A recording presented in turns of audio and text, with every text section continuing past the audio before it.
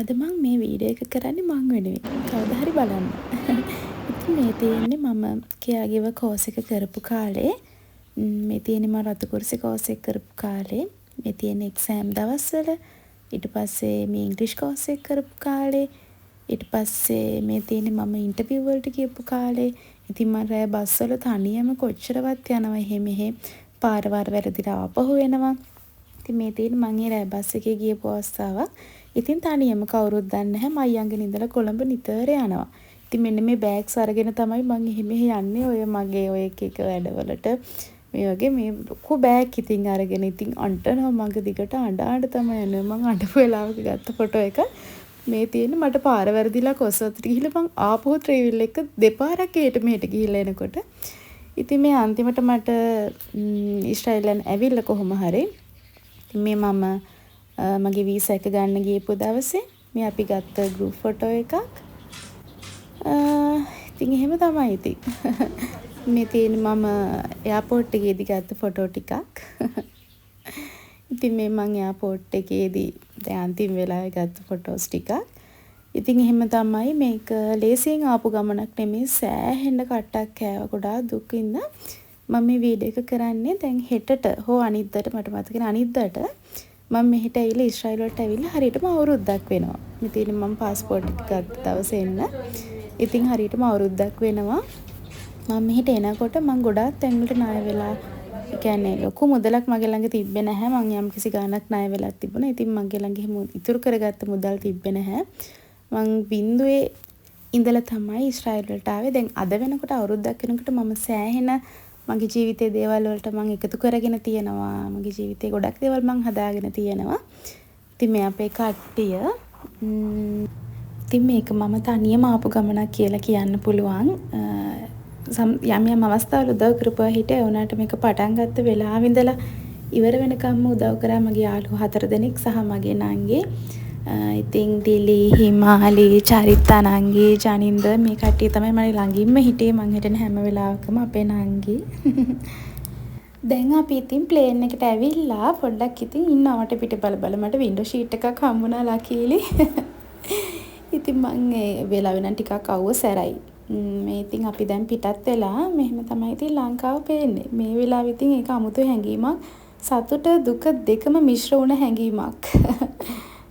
මගේ හීන වලට යනවා එක පැත්තකින් ලංකාව දාලා යනවා. ඉතින් ඒක වෙනස් අත්දැකීමක්. ඉතින් දැන් මේ අපි බලන් ඉන්නවා කෑම එනකන්. මේ අයියට හොඳටම බඩගිනි වෙලා එයා බලන් ඉන්නවා කෑම කෙනකන්. ඉතින් මේව තමයි අපිට ලැබුණේ. රසයි මීල් එක හොඳයි.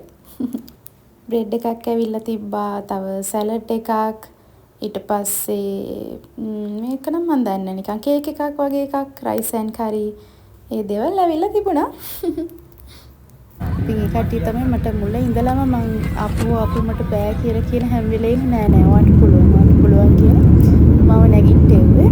ඉතින් ෆ්ලයිට් එකට නැගලා ඉතින් අපිට මීල් එක හම්බුණා. මම බලන් ඉන්න පඩි මීල් එක වඩ අපිට වෙන්නේ. ඉතින් එහෙම තමයි අමාරුවෙන් ආපු ගමනක්. ගොඩාක් තැන්වල මට පාරවල් වැරදිලා ගිහින් තියෙනවා.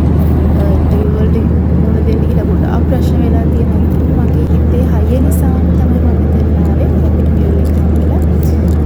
ඉතින් මට සතුටුයි මං ගැන මේක හරි ආඩම්බරයි මං ගැන අද මං ඉන්න තැන ගැන.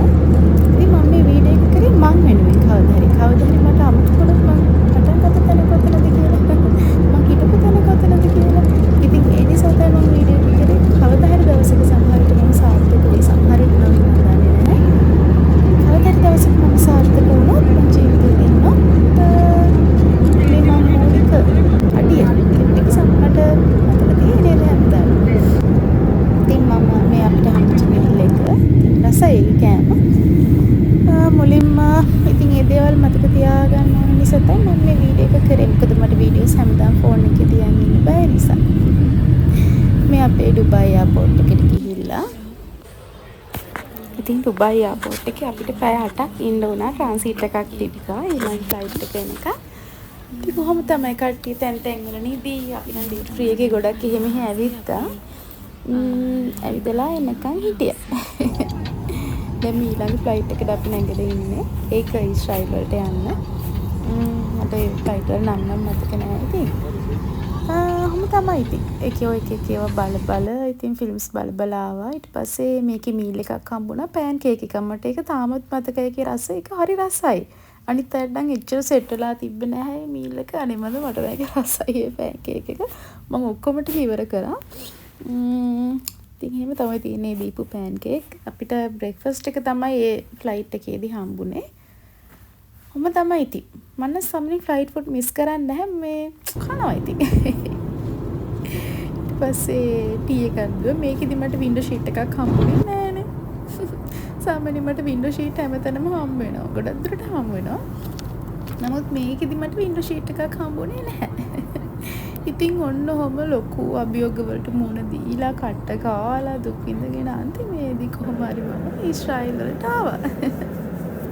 ඉතින් මේ තියෙන්නේ අපේ ෆ්ලයිට් එක ලෑන්ඩ් කරනවා. ඊට පස්සේ ඉතින් අපි කට්ටිය ටික කොහොම බහලා යනවා ඉතින්. එයාපෝට් එකට යනවා. ඉතින් මට කියන්න ඕනේ මන් දන්නේ මේ වීඩියෝ එක බලයිද නැද්ද කියලා.